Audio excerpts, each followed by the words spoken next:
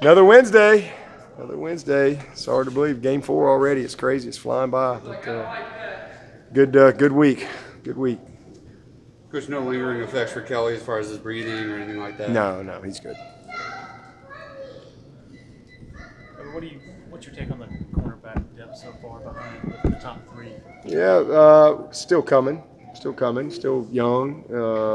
Gotten a little bit of experience, but it's been a little harder early because of the style of play. We played this our third option team, and that's a little different deal as opposed to just some of our base stuff. And then obviously the one game out there we didn't have a lot of opportunity to play many people out at A&M. That was a different type of game, but they're coming. Mario and Kyler are coming, and Lee Anthony's getting a little bit better.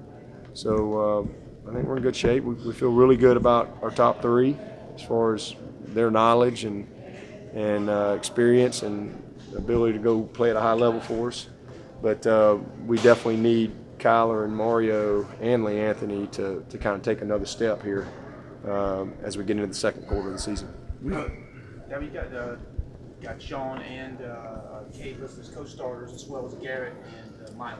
Yeah. Does you need separation between those two? Just kind of really, some of it at guard, it just really depends on practice. I mean, they're just battling every day at practice, and that's just kind of the Dan Brooks model. I never knew who was going to start until they ran out there first on game day. I really didn't, and I didn't care. To be honest with you, I knew they all could play, but he held it till the last minute because he was going to make sure that everybody was on point all the way through till it was time to kick off because it was very competitive. That's kind of what we got going on at right guard right now. So I'm not sure who's going to run out there just yet because we still got tomorrow and Friday and got pregame and all that, but they'll both play a lot. But it's very competitive. And as far as tight end, a lot of it depends on personnel call, opening plays, whatever it might be. So, but both those guys will start for us off and on as we go. But technically, Garrett's kind of our starting H-back, fullback guy, and Milan's a little bit more the starting tight end guy. But both do a good job. What about at the other guard? How close is Bachhorst right now? Is there a pretty significant gap between Yancey? I would like what Bachhorst is doing. He's coming. He's not ready yet he just doesn't have quite the knowledge base, but he's coming. And but he's nasty. He likes to play. The game's still a little fast, but I love his competitiveness, his will to learn what to do, and he's making good progress. And we work Gage in and out over there as well. But John John's definitely the guy that has got to play at a high level for us if we're going to have the type of year we want to have. How's Jordan Williams been this week? Has he looked good in Yeah, practice? he's done better. He practiced today, did pretty much everything today, so he's making really good progress. You think he can play maybe on Saturday? I think it's possible. We'll see. But I think he's close. But we'll wait and see. What they say by the end of the week. Bobby Dodd's been a stadium that's seen some heartbreaking losses for the Clemson program. What makes that such a difficult place to go in and play? I don't really think it's a difficult place to go in and play. I just think that we've had some games where we hadn't played well, and when you throw pick sixes and you give up some boneheaded plays, you get beat anywhere. Bobby Dodd, Death Valley, it don't matter.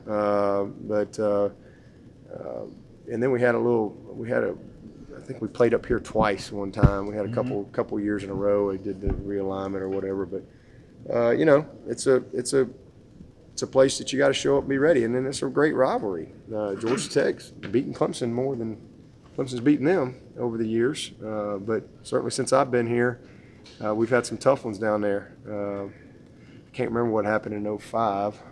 I don't remember what happened in 05. I know we lost. I definitely know we lost. Yeah, it was like the touchdown got called back or something because of a guy wasn't out on the the tight end. Is that what it was? Oh my gosh, yes. You're the only team that didn't have a fumble. That's going into exactly that game. right. And then like 3 of them. Yeah, and then 07 was something similar. Was that who's our quarterback? Was that Is that Cullen? Cullen, yeah. I It was don't- Palmer. I think it was I Mike. know I've tried to shut that out of my mind too. I don't remember that one. But it gets real clear to me starting '09. It's Yeah. like very vivid. Thomas's only holding call. '09. That's awesome. '09. We had they had the fake field goal. We had the holding call at the end after we hit Jacoby.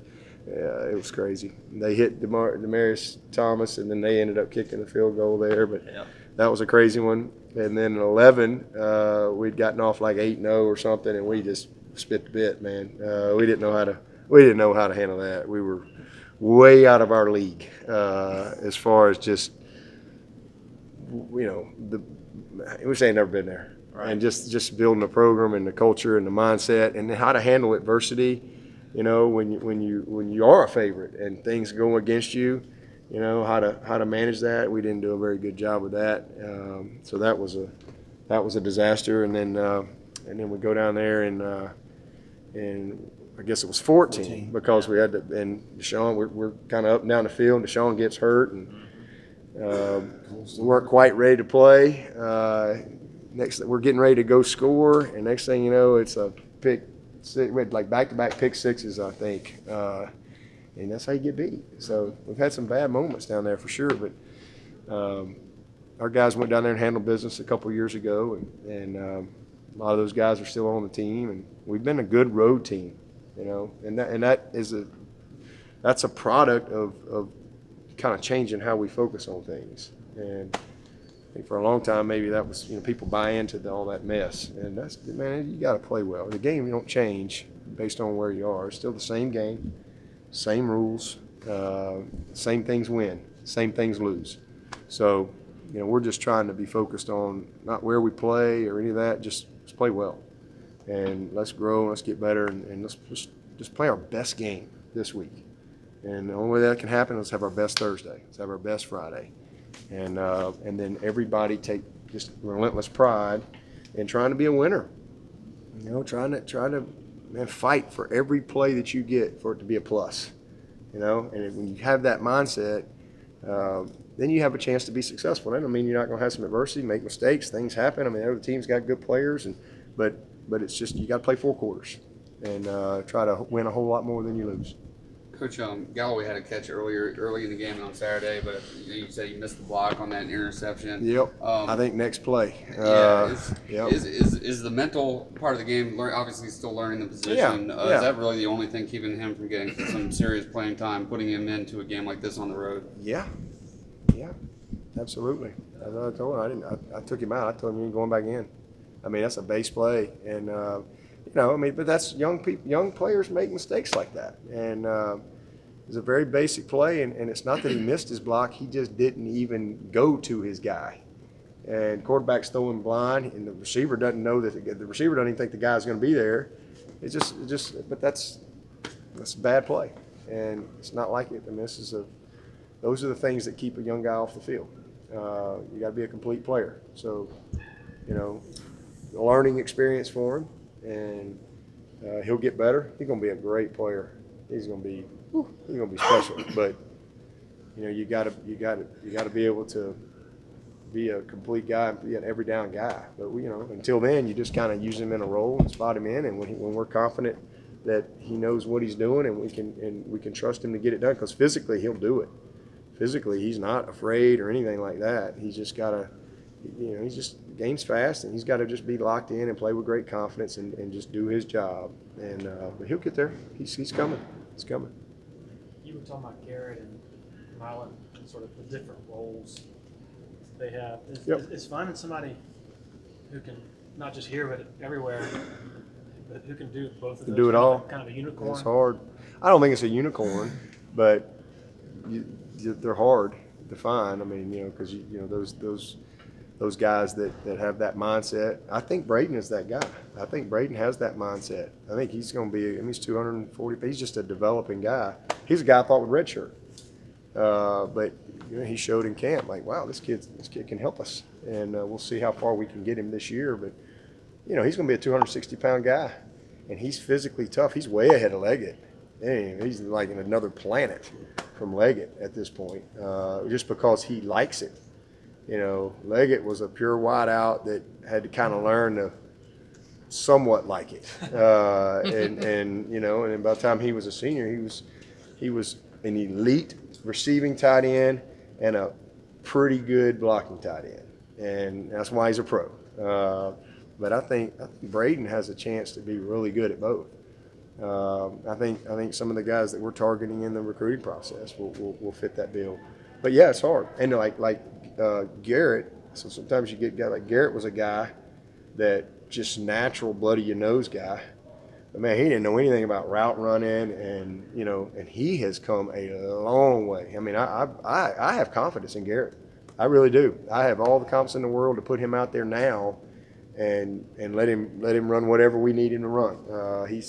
He can run. He can do it all. He's really proven that to us and gained our trust and our confidence. But it took him. He had to work at it. He put the work. Mylan, flip side. Mylan kind of played in the slot most of the time. Big high hip guy that can run but he wasn't blooding nobody's nose very often, and so he's had to grow into that.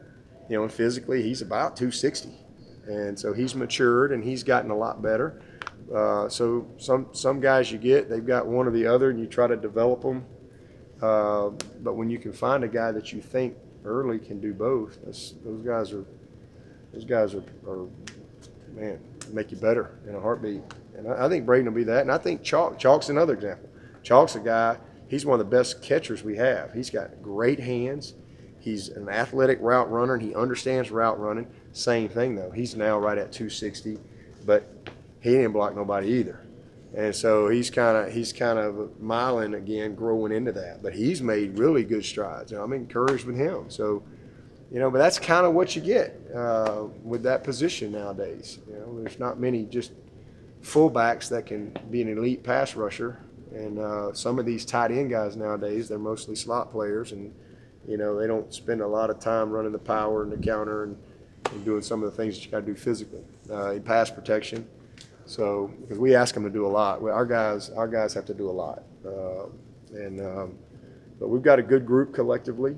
And Mylan and Garrett are by far they're the most complete guys right now, I think they'll end up having a good year for us. You said that you guys designate some times during the spring and fall to prepare for Georgia Tech, little 5-10 minute periods. Yep. Just so they have that recall when this week comes along. Yep. Have you seen that specifically with some of these new guys like Xavier Thomas and KJ Henry? Yeah. Oh yeah. Yeah. Well, those guys got a little bit of work this spring. We worked. Obviously, we're getting ready to play option football 3 out of our first 4 games. So we spent more than the normal amount of time in camp. As in camp, we get ready for the season and kind of we've done studies on all the opponents and some things that we think we want to be able to have recall on as we go throughout the season. That's why camp's so hard for some of these guys, because there's a lot going on. There's a lot of installation, and then it gets easier as you get locked in to play somebody. But definitely, because we spent a bunch of time on it, and we've already played a couple games. So even though they are different, they understand the principles of option football.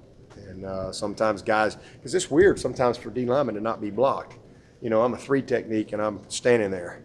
I'm expecting somebody to cut me or block me, and next thing you know, they're reading me. So there's just some differences, different things that you got to teach. But our guys have done a good job. Coach, we haven't talked about Niles Pinckney a whole lot this season, but he's a guy from Seabrook on the coast of South Carolina. Had to have a lot on his mind last week. How good was it to see him come up with that fumble? Yeah, it's great. His family actually moved up here to Pendleton a couple years ago, so they were safe and all that. But he's really progressing. I mean, he's a redshirt sophomore, and he's right where we hoped he'd be. He's strong. His confidence is gaining. He's having some fun. First couple of years was hard on him. I just think that I think he had a lot of work to do and a lot of growing up to do, and just maturing as a football player and as a young person, and just kind of what it takes to be a really good player, what the type of work he was going to have to put in here. He's just come a long way. Those guys have done a good job mentoring him. You go make a play like he made the other day, and that just kind of adds fuel to that fire for him. But I'm proud of him. He's done a nice job. And a guy we need to really come through for us. And you think about the guys that are getting them 3 guys getting ready to walk out of here this spring. This time next year, Niles is going to be a war daddy for us. So this is a big year for him to kind of take a big leap.